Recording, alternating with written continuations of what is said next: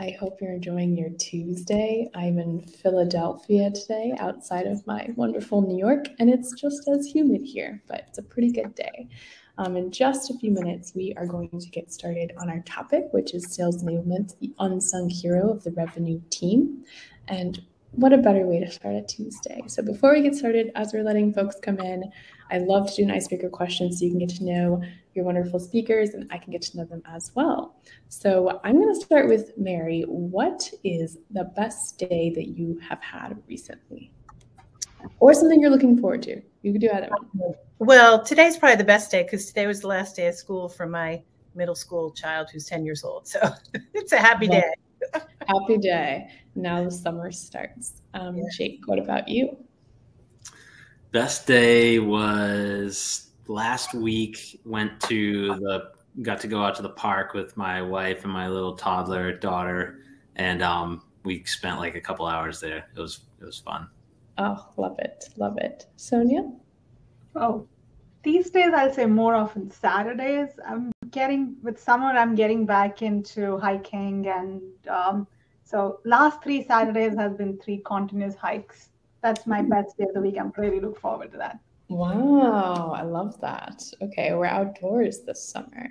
Well, welcome, folks. I can't wait to get into our topic of today.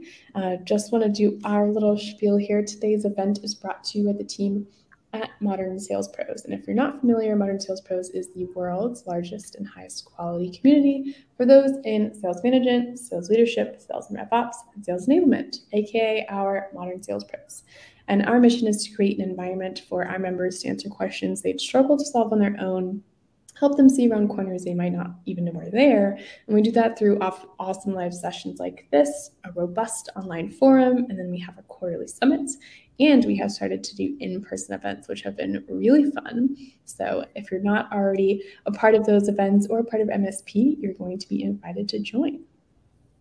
If you love today's content, you also will love our next Revenue Summit that's happening July 12th through 14th. We are reimagining sales. We have, I think, 17 events, some ridiculous number of events for you with all amazing content, amazing speakers. You'll hear from the CEO of ZoomInfo, SalesLoft, Clary, Winning by Design, all of these amazing leaders at HubSpot, Duly, Outreach, Atrium, so many more. So I'm going to drop the link in there so you can register. And you can also go to the in-person roundtable and happy hour that's happening in Austin. It will be my first time in Austin, Texas. You can see me there and I'll have my little cowgirl hat on. And before we dive into the content, just one quick thing from me. Just a quick housekeeping note. Yes, this session is being recorded. We will share this with you. You can share it with your colleagues, with your favorite folks. And then we love for our events to be super, super interactive. So go into that chat feature where I just put in our summit URL and give our speakers some love, say hello to one another, give us your best emojis, and ask as many questions as you can. You can use that feature, or you can use the Q&A feature that's at your top right as well. Mary just said a little welcome to everyone, so make sure you say welcome and hello to Mary. All right, y'all, I'm going to stop talking. I'm going to go backstage, and I'm going to let these wonderful folks take over, and I will see you at the end. All right, so thank you everyone for joining. We are really, really excited to speak about this topic today. I'm going to go ahead and jump right in. First, want to kind of kick off and, well, actually, Sonia, I think I'll turn it over to you if you wanted to kind of introduce and talk about kind of the goals for today. Thanks, Jake.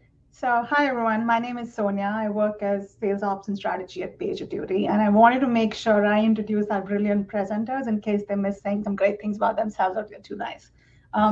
I don't know if you've looked at Mary's profile, but she has amazing experience in leading sales enablement teams at companies of all sizes over the last 15 years or so. So I'm looking forward to what we can learn from Mary from experience at Elego or other big companies, what works, how to scale.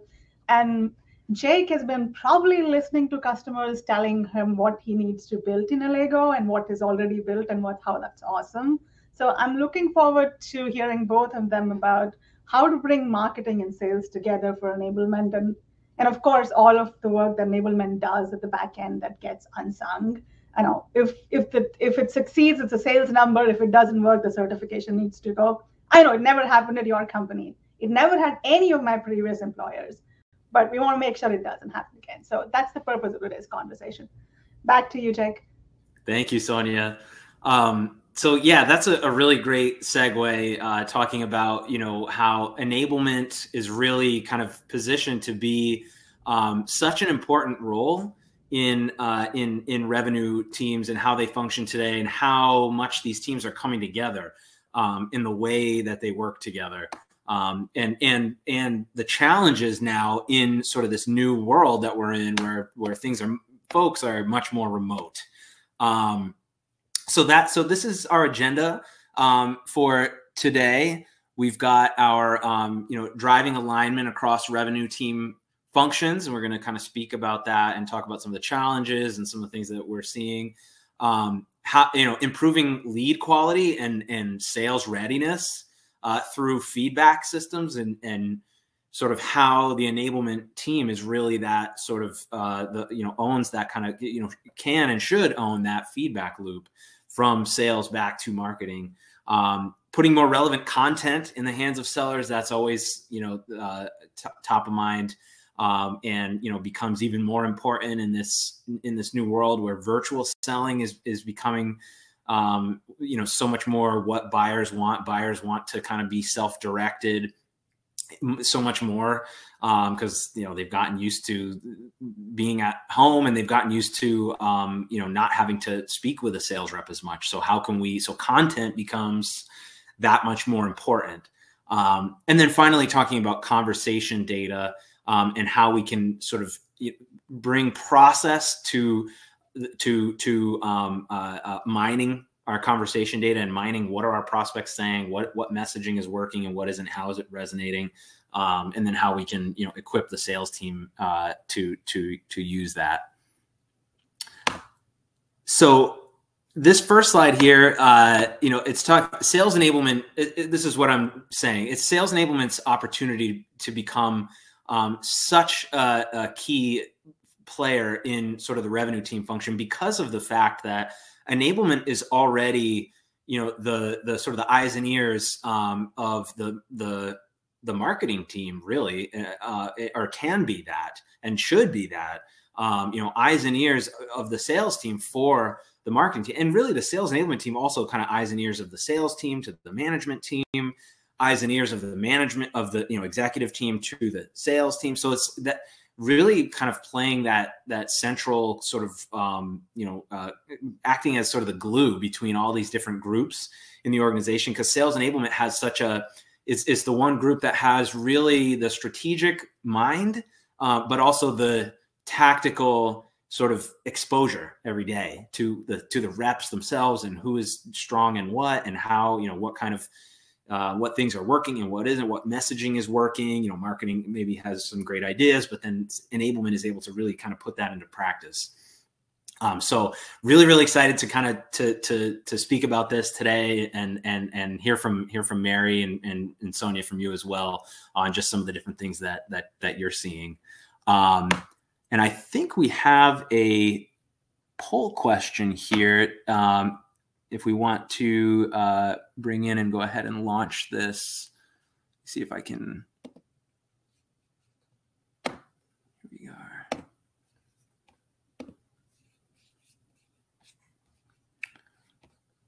Well, I'm not sure if we're able to actually launch this as a poll question, but I'd love to just kind of get everyone in the audience thinking about this question. Cross-functional projects, do they have clear ownership? Is it typically when you think about the big projects, go-to-market initiatives, launches that you're doing, anything that's bringing the sales team, the marketing team, the pre-sales and post-sales together, do those have clear ownership?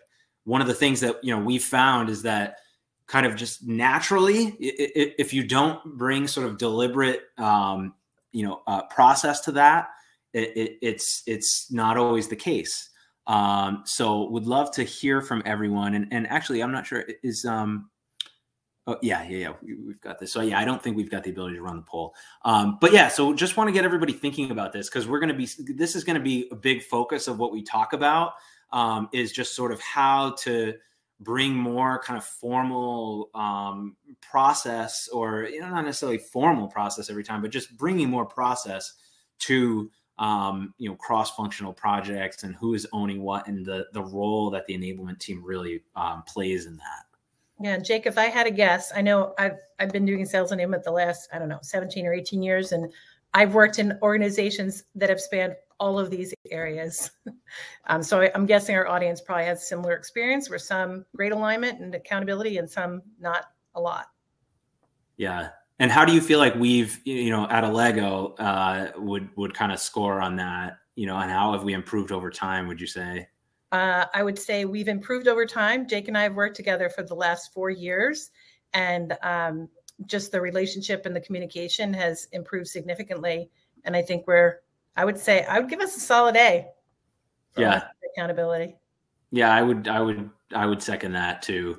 I think, in the past, well, before you were here, Mary, when we didn't have a sales enablement function, it was definitely more blurry. Now I feel like just having your team's eyes and ears on things, and sort of the sanity check on a lot of things. I mean, you and your team are constantly sort of the one saying like, hey, I don't know if like this sounds really good, but I don't know if this is going to work. What are the goals? Like, who are the owners of these different pieces? Yeah, so always clarifying that. Yeah, it's been good. All right, so we will just we'll continue on here. The first thing that we want to talk about is driving that alignment across these functions.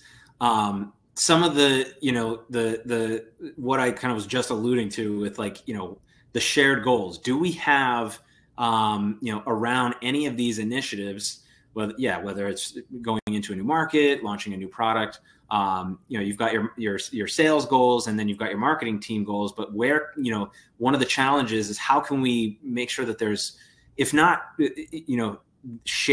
completely shared goals, but like some overlap, right? Where the goals on the marketing team, are supportive of the goals in the sales team, right? How can we make sure that, and that has, that can be definitely a challenge that can, both teams can kind of end up off in their silos. Competing priorities, lack of communication, not having the forums for communicating, and then not always having becoming even more challenging now with this remote environment.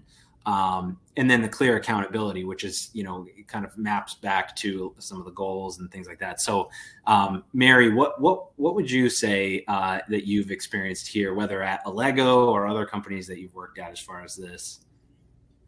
I'll say at other companies. I won't say currently.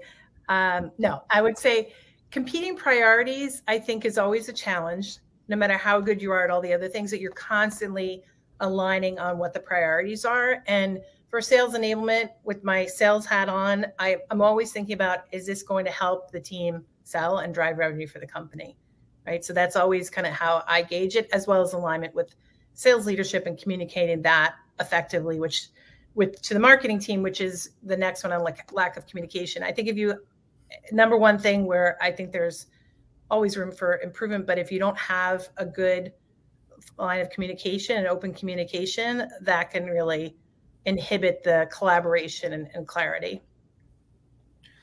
And it can be a challenge with communication, especially there's different, personality types even between marketing and sales. It's kind of like cats and dogs sometimes too. So it can be tough to you kind of have to play, as the enablement team, you have to kind of play both, wear both hats, I guess. Definitely. Yeah. And I think accountability, I'm guessing that some folks might be thinking, okay, in my role, I'm trying to get alignment and accountability with our C-level executives. But at my level, I'm able to really get alignment at the top, but then also execute day in and day out. And that's where that communication is so critical. Yeah. So then when we think about, what's the solution? It's being that bridge, right?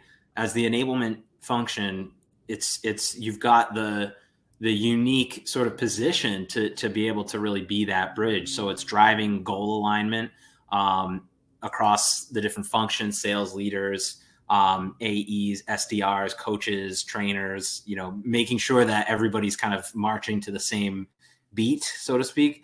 You know, connecting the teams, you know, making sure that information gets funneled back from the sales team on the front line. You know, Mary, could you kind of elaborate on this and you know, and kind of speak to, you know, how you've gone about doing this? Because I think you've done a really nice job of kind of being that bridge. Yeah, I think I'm going to start with the communication one, since we were just talking about that. Just having regularly scheduled communication. In my case, it's a lot with product marketing, and we'll talk a little bit about also our team that runs marketing programs. But having regular schedule. Jake, you remember when we first started? It was like, should we talk monthly? Should we? I mean, we make sure that there's never more than 2 weeks at the most that we go without talking and making sure we're staying aligned. Things change so quickly in sales. I think that's one of the big challenges versus some other department people might work in. There's constantly like reassessment, and you know, something changes in the economy or whatever it might be. And depending on your industry vertical that you're in, I mean, we're in high tech, but other industries, financial services, et cetera, things change so quickly that you have to keep that communication really frequent so that you can keep adjusting as needed. The other one around driving goal alignment, I was talking about that a little bit before, is really helping to align with the thought process and the goals of the sales team, right? And having to hit the number, that's always pressure, right? And then also from a marketing team, as far as like they're trying to help the sales team as well, and they want to drive more business as well. So helping to bring those two groups together. And there are others as well, as I mentioned, demand gen, customer success, being the orchestrator is what I would call. I know we have the bridge here, but I also think of myself as the conductor, if you will, trying to communicate with all these different groups, and then really align with our sales leader and say, listen, we've got all these competing priorities. Here's what I'm recommending we do. But a lot of it comes down to enabling the team in those different areas, a new message or a new process. How do we do all of that at one time, and really helping to navigate that is the great value that sales enablement can bring to this process. It's a great point, Mary. I do want to dive in a little bit. Let's make it tactical for our audience. Like, sure. Step 1, step 2. Here's one thing that we do, and as you were saying, I think there's things that I want to imbibe from you. When we have a Slack channel where between our enablement group and our PMM group, and the conversation is continuous. I mean, there are regularly scheduled meetings, but I see them over communicating, which I think is a good thing. But I do want to hear from you. What do you think? Make it super tactical for our audience. Do this. Maybe these are the mediums, these are the channels, these are the messages. Break it down for me. And both of you, Jake, and you too. What do you think? What are your customers doing? Yep. Mary, did you want to go first, or I can? Go ahead, Jake. Go ahead. Okay.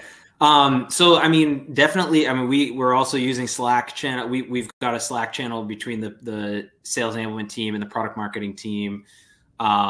We've got I think a weekly meeting where we just are constantly touching base.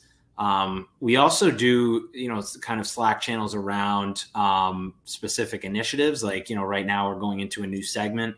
And so the sales enablement team is really sort of being, again, that orchestrator or the conductor, bringing everybody together, making sure that, the list that gets pulled or the data that's coming in from the, demand gen team, we've got that data, but then we've also got data over here coming in from some of our top sellers who are very experienced in our product and our business, and they're doing their own research. Okay, how can we incorporate that and marry the two? And so I think, that's some of the stuff. We also, we use our own product quite a bit as well for collaborating and for any kind of, and we've got it's a sales enablement product.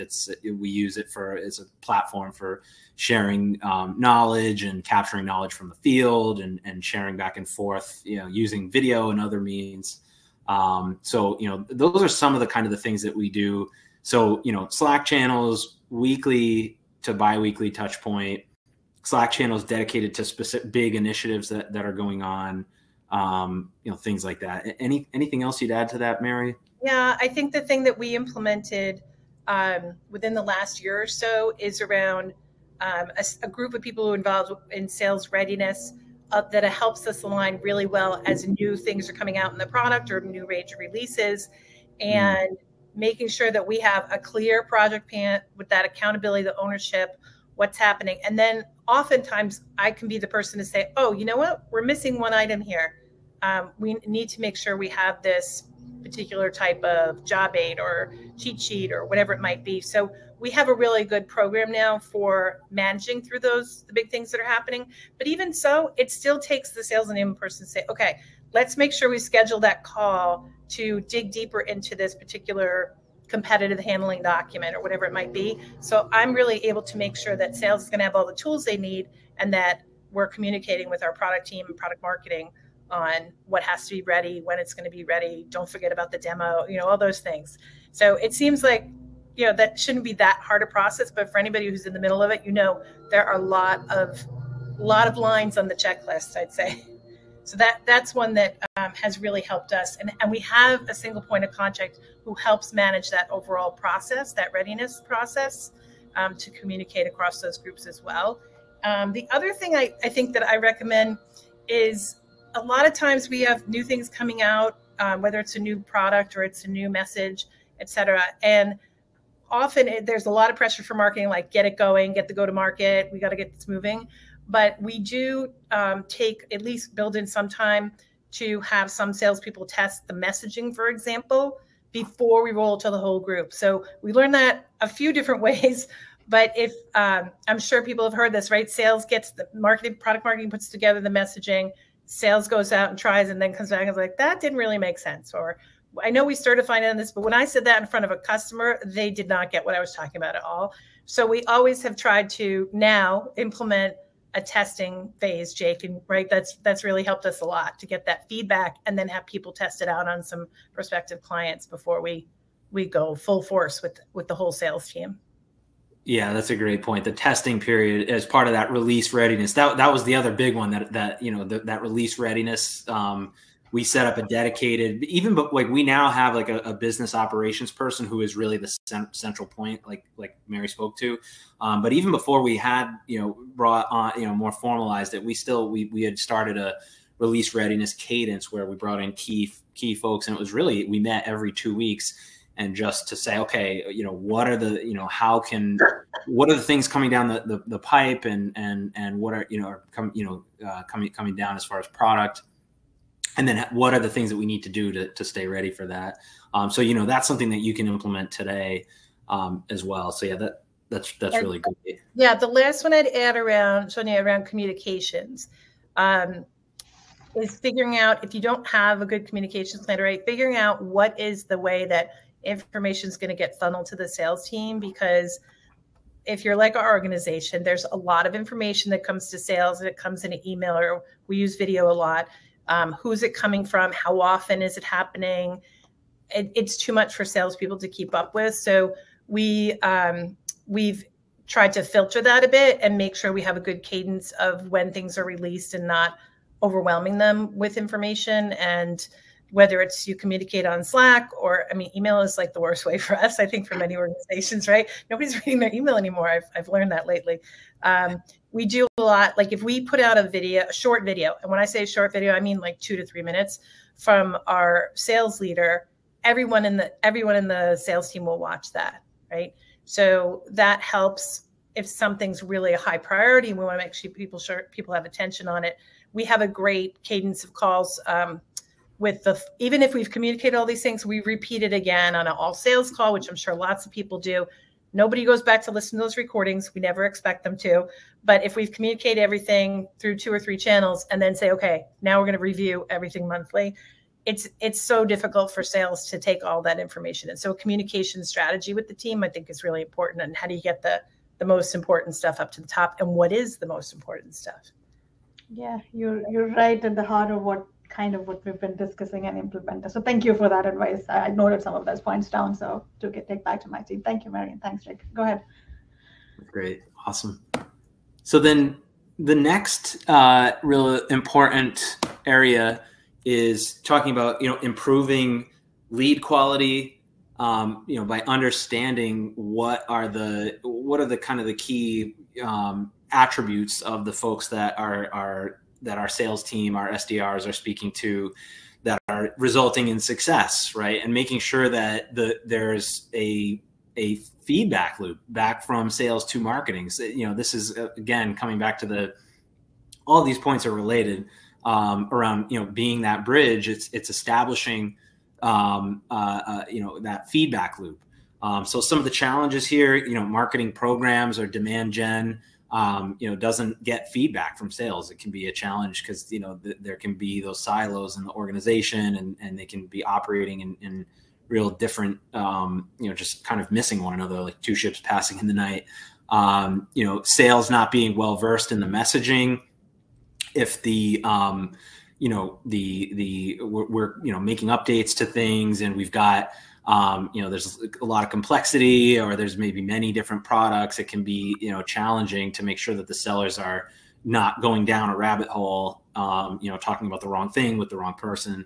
And then programs not being co-created between sales and marketing. So, just being able to kind of drive that alignment by really working together more to do that. Mary, I had here that to have you say something here. So would you anything to expound on what I just said?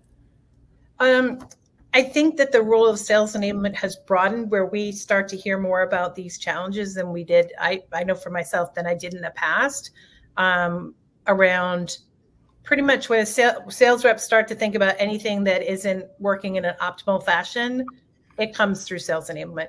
So whether it's marketing programs or it's Salesforce or, any tool that they use, or it's marketing saying, hey, I was on a call with a sales rep, or I was listening to a call. It didn't go so well. I thought these guys were certified, right? So you kind of become the center of all these different things. And there are a lot of challenges, right? There are.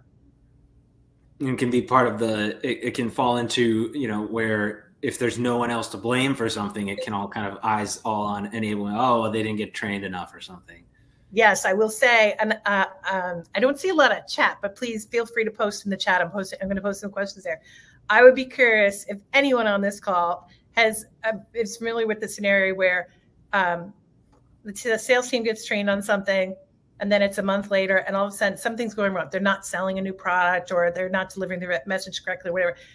Almost always, in all of my experience, no matter where I've worked, big, small, in between, the first response from sales and marketing leaders is always what? They need more training. So having to dig it, right? You have to dig in and then go back and say, maybe they don't need more training. Let's see what the reason is, right? And it could be something completely different, like, they're having a problem with the demo environment or something like that.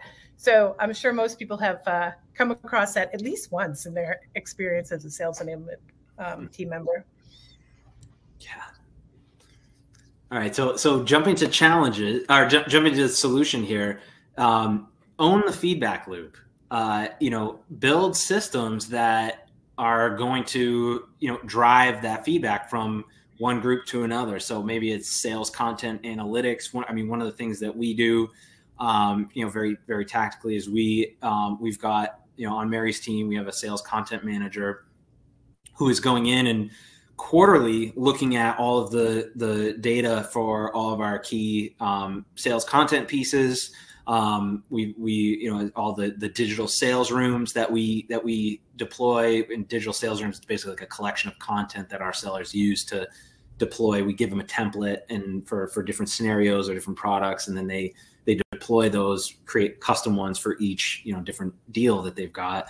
And so we have our sales content manager actually going in and analyzing all of this quarterly. We use, of course, we use a dedicated sales enablement tool. But even if you don't have a technology specifically for sales content, this is still something where part of our sales content manager's analysis is talking to the reps themselves qualitatively, finding out, making sure that she stays up with them. How are you searching for things? What what are your challenges as far as, you know, content, because content is a big kind of, you know, sticking point between sales and marketing. It's a big area where they overlap.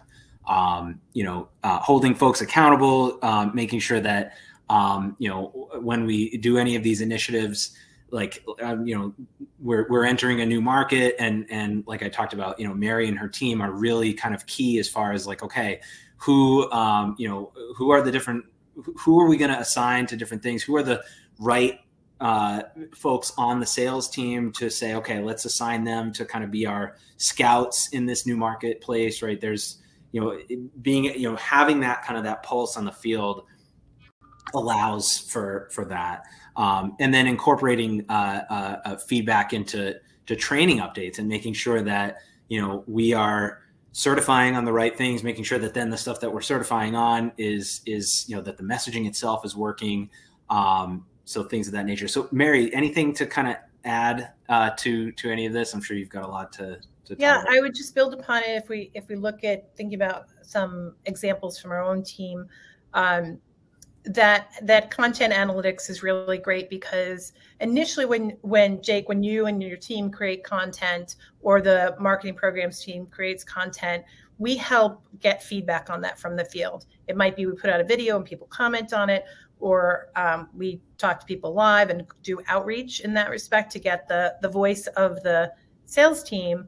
And then once people are out and using it, I listen to a lot of calls. We record calls where we can, and I listen to a lot of those calls in our system to hear how the reps are delivering that material that product marketing has put together.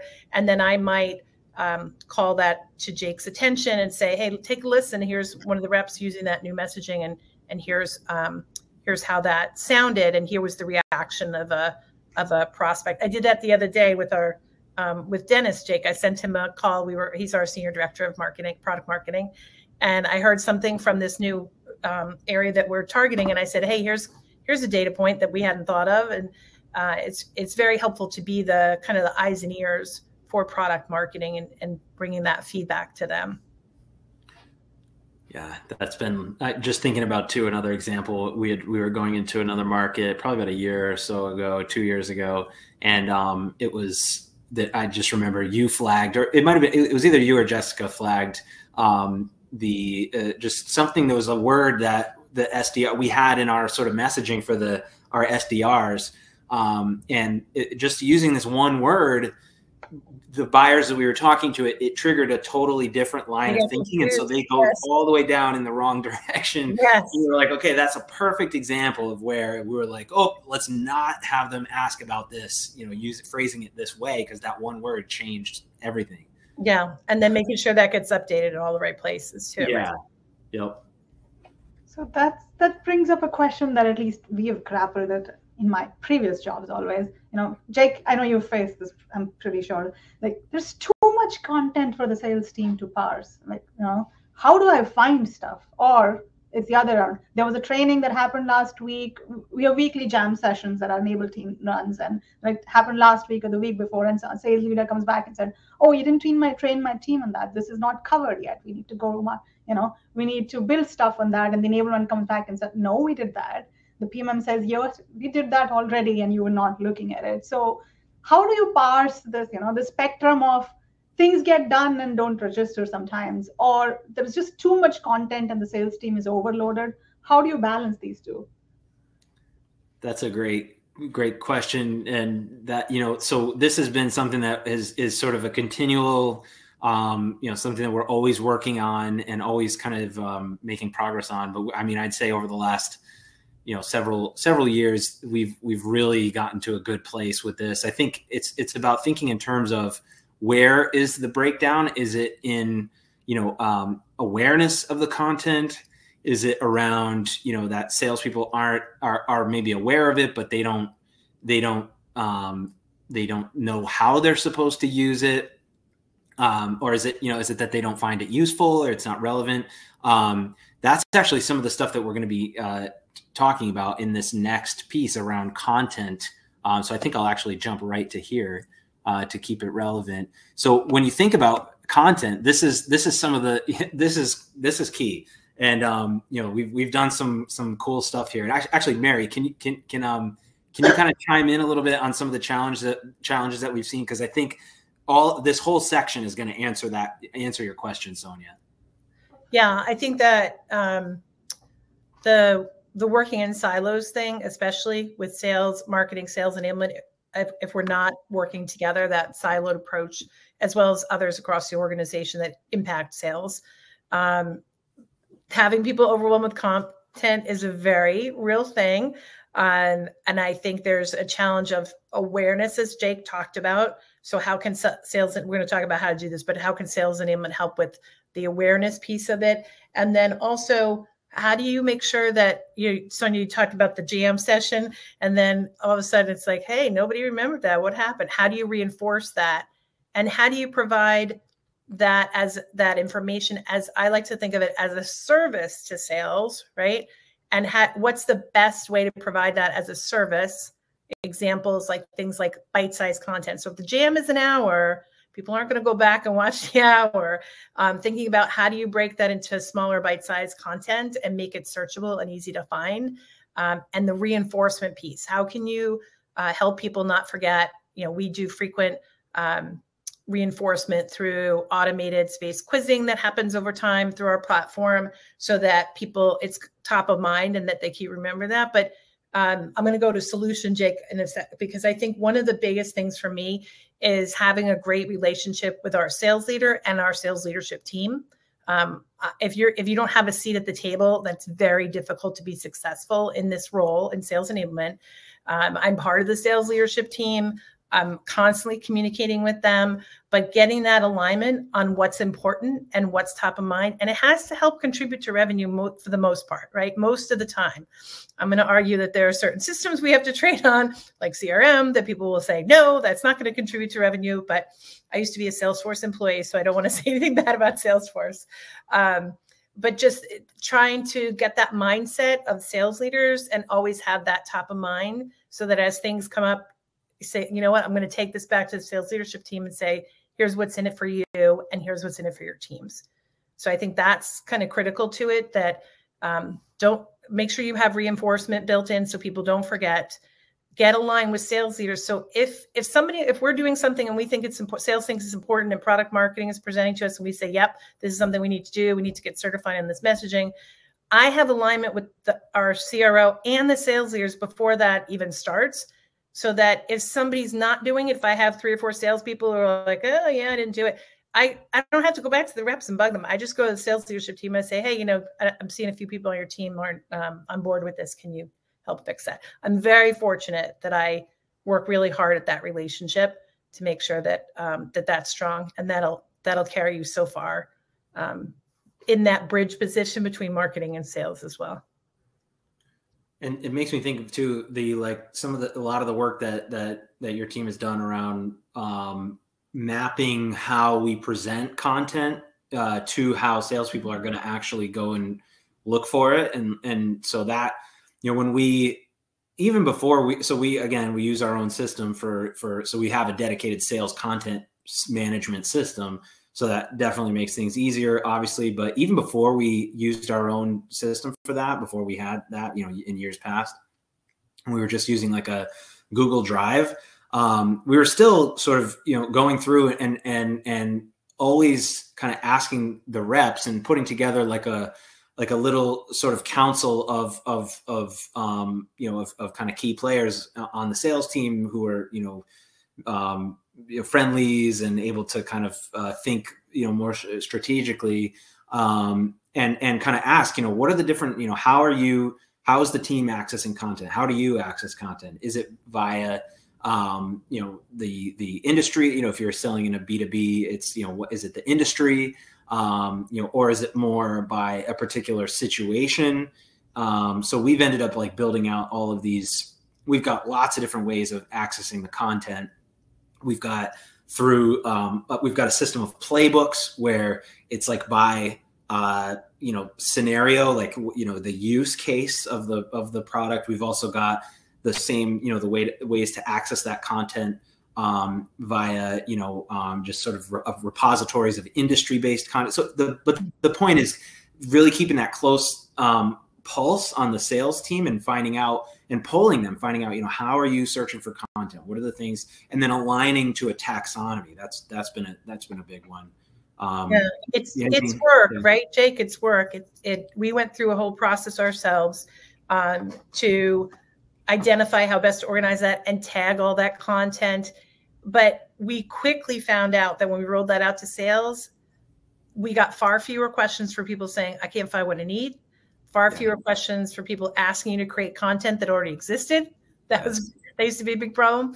And really and then we tracked the usage of that content and where we put it in what we called playbooks. People have different definitions for that. But what Jake described about how we organize that, we found almost immediately that the playbooks were the most widely used sources for content. We were able to track that. So we knew it was working. We knew people were finding what they needed.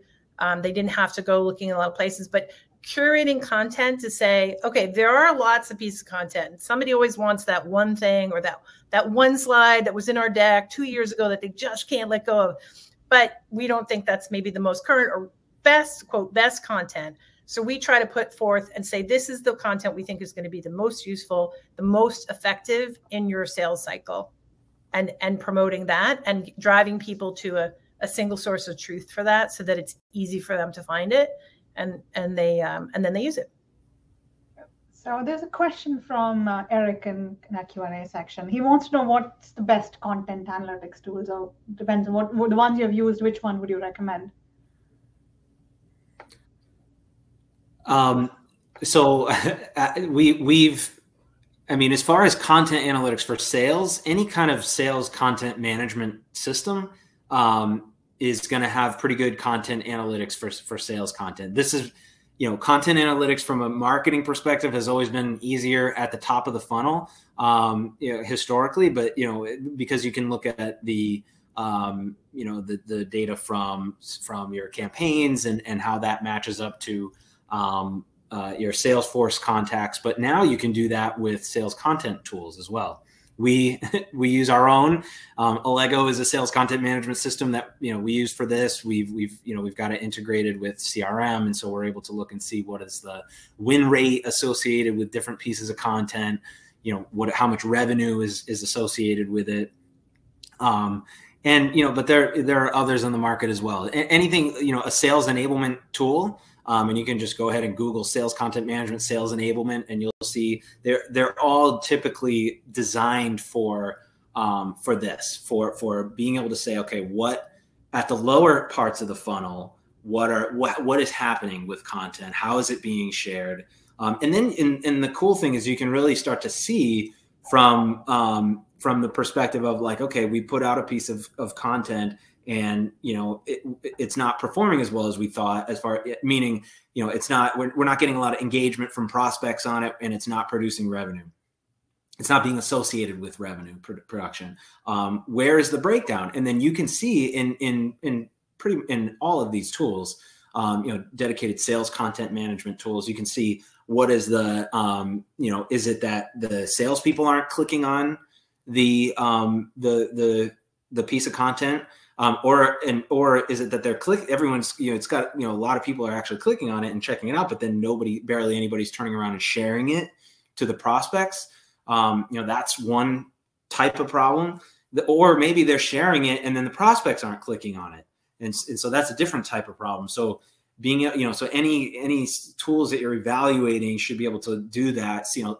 Understanding what's the internal consumption of the content when you release it internally to sales, and then versus what is how much are they actually sharing it? And then when they share it, are prospects checking it out? And then is it actually associated with a higher win rate or revenue produced?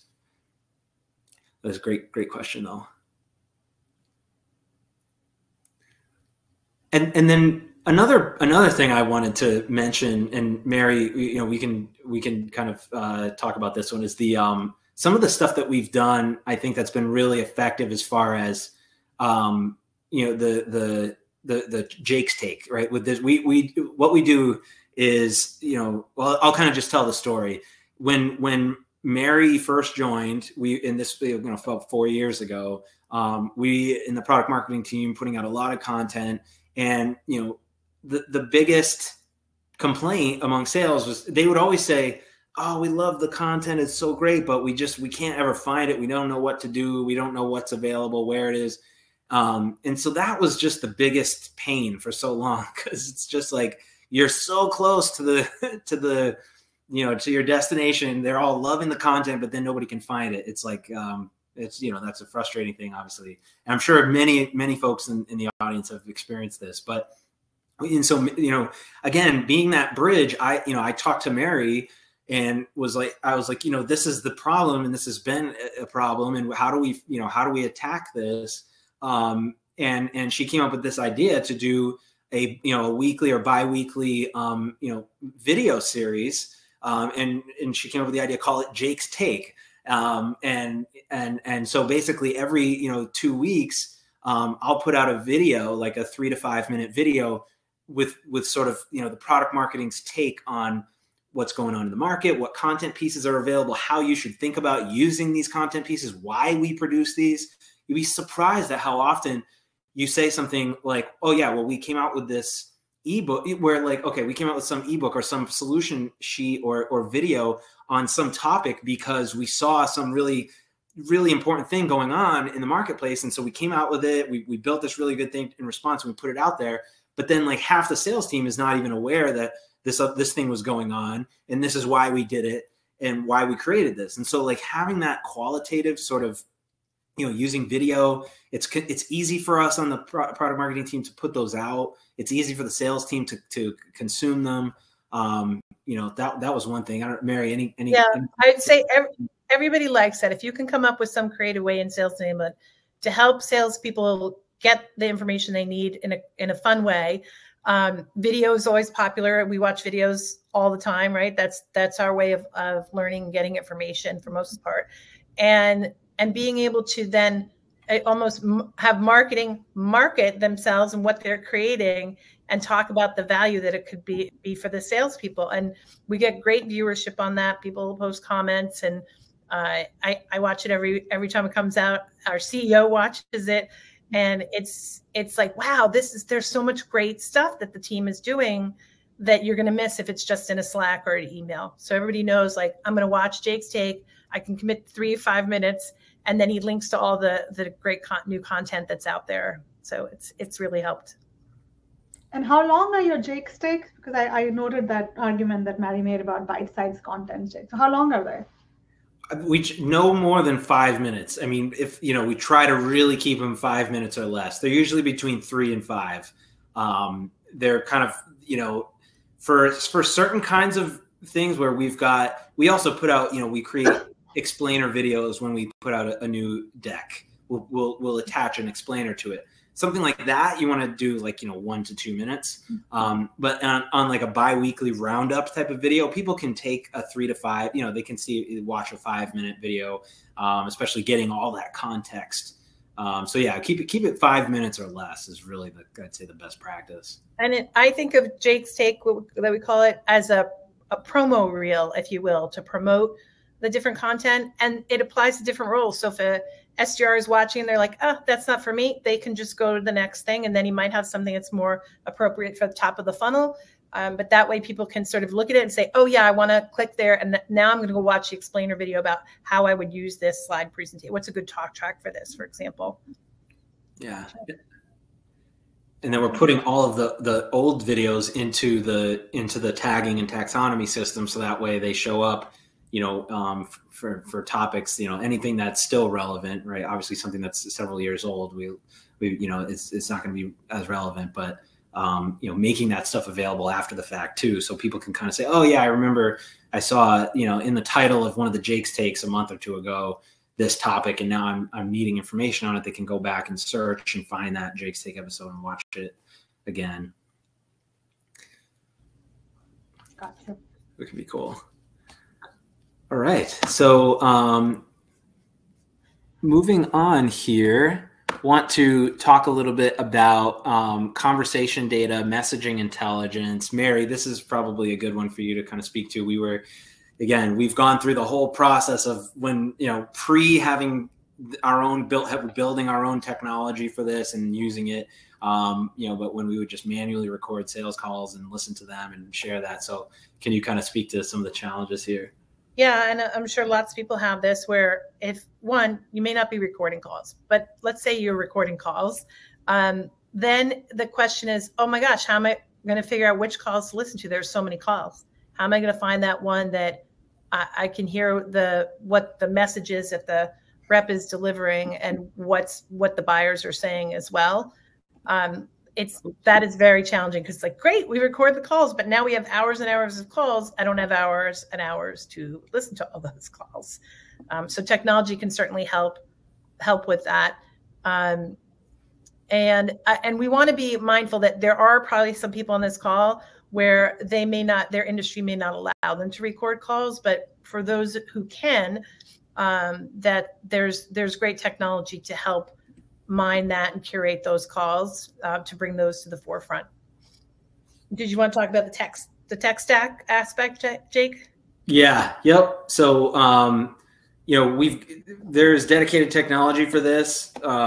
It's important. We felt it was important to talk about because, this has become such a big, just such a big factor in the sales process, especially given that so much of it is now happening over video conference. And so the ability to take those recordings in, now that all the calls are, you can see what's going on, and pulling those in an automated way and analyzing them and kind of how, taking the data that comes out of that, and that powers all aspects of what we do as far as enabling our sales team, creating messaging and things of that nature. But we will talk about how you can get started today, even without some of this technology. But before we kind of jump into that, I do want to talk about, as part of this whole subject around, using the data that's coming in from the point of sale and the fact that we've got so much of it now because so much more of the sales process happening over video conference. You get this really nice source of information directly from the voice of the market itself and the voice of the customers themselves. When you think about kind of historically, one of the big, content has been sort of, the sales content that marketing is producing and sellers are relying so heavily on in the process.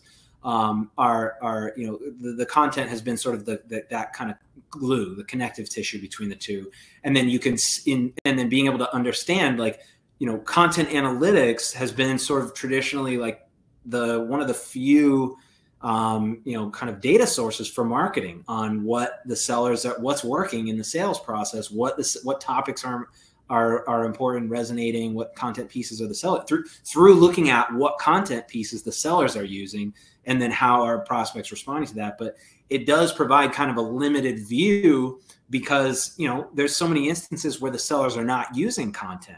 And so that's where we talk about this messaging intelligence and using this, the ability to start to say, okay, maybe we trained, certified them on a particular message. And, many times a seller is going into a conversation and they're using it, but they're not necessarily using the slides or the content or the brochure or any of it. And so then we're not, they're still having a great conversation, but they're maybe not necessarily using slides. So then how can we tell what's working and what's not?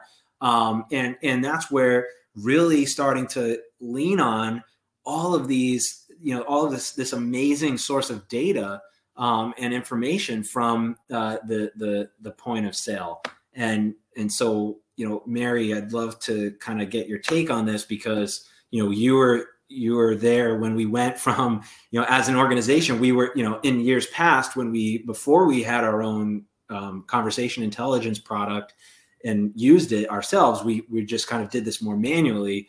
Can you kind of speak to the progression here and how folks can do some of this even today? Yeah, and in previous roles I've been in, I think I've been in all of these different experiences. The hardest is, and I posted a comment in the chat that I find that hearing live calls is the best way that I can figure out, do the reps have the behavior that we train them on? Are they doing the things that we've taught them to do when they really get on the phones? The hardest way to do that is to get reps to invite me to a live call and sit in on those calls, or even listen to a whole Zoom recording if the call is recorded. But that's challenging, right?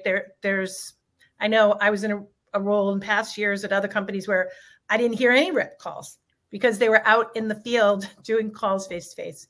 So I think one of the benefits of virtual selling that most reps are doing today is that they are having calls online that can be potentially recorded, and that we have access to those. So the hardest way is live calls. The hard way, still hard, is asking reps to share, say, hey, what did you do on a call that worked really well?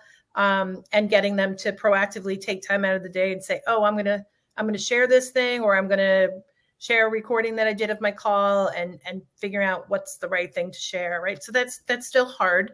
You have some reps and some companies that have a better culture of knowledge sharing that do that, but it's still challenging.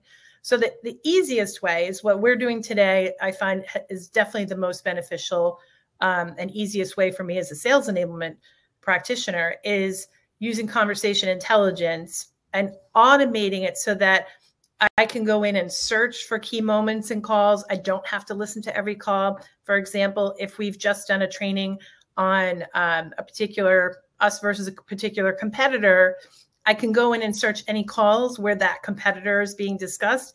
And then I can hear, oh, did they really get the training? Do I need to go in and maybe give some coaching? Or, hey, this was a really good example, and I want to clip this call and share it out to everybody and say, this is how you can overcome this objection. Or this rep, this is a great example of a rep doing a really nice job of differentiating us from another competitor.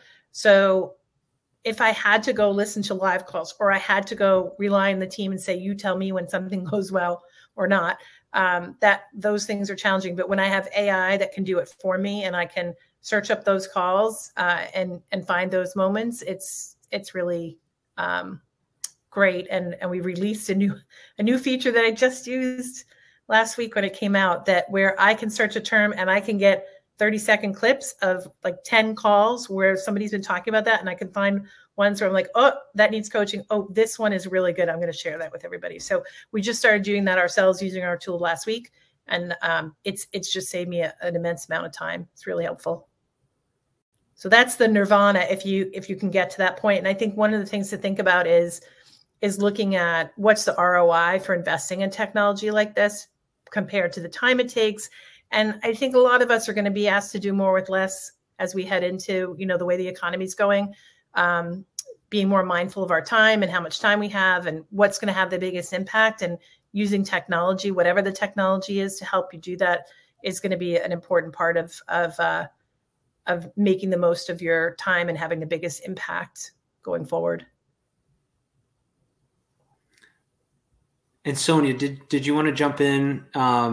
Talk about some of the stuff that works well at PagerDuty for you folks? Yeah, I was just typing something in the chat. To my fellow PMM, some of them who I was just thinking about, people who do what Mary was talking about, actually listening to every call, and for their win-loss analysis sometimes, or for their contact effectiveness, or for their use case analysis sometimes, versus when they go to the other side and they're now being able to search, that's going to be a game changer for those people. And I really appreciate the 70 hours that will save them from my last win-loss analysis, the metrics that I got. They listened to 70 calls to find out what was where. So yeah. I can't imagine this being a game changer for them. Yeah, that's awesome. That's a lot of time. That's a lot of time. Yeah, that's a lot of time saved. Yeah, it's powerful. All right, so I think I'm gonna jump to our kind of key takeaways here. Thank you everybody for joining. Let me see here. So be the bridge, right? And these are all connected. Owning the feedback loop, making, taking advantage of your unique position in the organization, where you've got the strategic mind, but also the tactical information, and you've got a pulse on what's happening day to day. Can be a really, really powerful thing, and you can drive a lot of impact. Guide the content, be that kind of curator, aligned to, keep a pulse on the field on how the sales reps are searching for stuff, what stuff is the most important, and then make sure that that makes its way back into how content is structured, and then guiding the messaging, everything that Mary and Sonia just said about how, mining those conversations and finding what's working and what's not. So thank you, everybody. I think we're ending now. I'm not sure if everyone can still hear us. Yep. Thanks, everybody. They can. Okay. Thank you so much, everybody. Thank you, everyone.